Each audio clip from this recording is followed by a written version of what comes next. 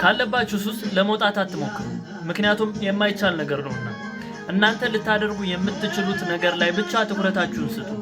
የማትፈልጉት ነገር ላይ ትኩረት ባረጋችሁ ቁጥር ያ ትኩረት ያረጋችሁበት ነገር ማደጉ መለምለሙ አይቀርም። ያ ባደገ ሰዓት ደግሞ እናንተን ለመውጣት ያዳግታችኋል፣ አጥር ይሰራባችኋል።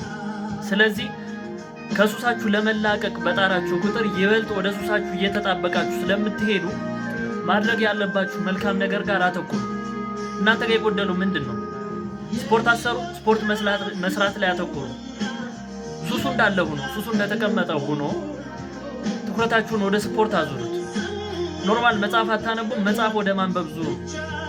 እናንተ የምትፈልጉት ነገር ላይ ትኩረት ባረጋችሁ ቁጥር የማትፈልጓቸው ነገሮች ከናንተ እየተወገዱ ከናንተ እየተለዩ ከናንተ ባህሪ እየተቀነሱ ይመጣሉ።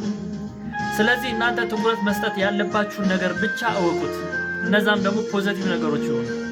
አይ ሱሴን ማቆም እኮ ፈልጋለሁ የምትለኝ ከሆነ ግን ማቆም በፈለክ ቁጥር ማቆም ወደማትችልበት ደረጃ ነው እየሄድክ የምትመጣው። ስለዚህ ሱሳችሁን ከማቋረጥ ይልቅ እናንተ ጋር መጨመር ወይም ደግሞ አድ ማድረግ የምትፈልጉትን ነገር መጀመሪያ ወረቀት ላይ አስፍሩ። እነዛን ነገሮች ባህሪያችሁ ላይ አትሟቸው። ቀስ በቀስ በሂደት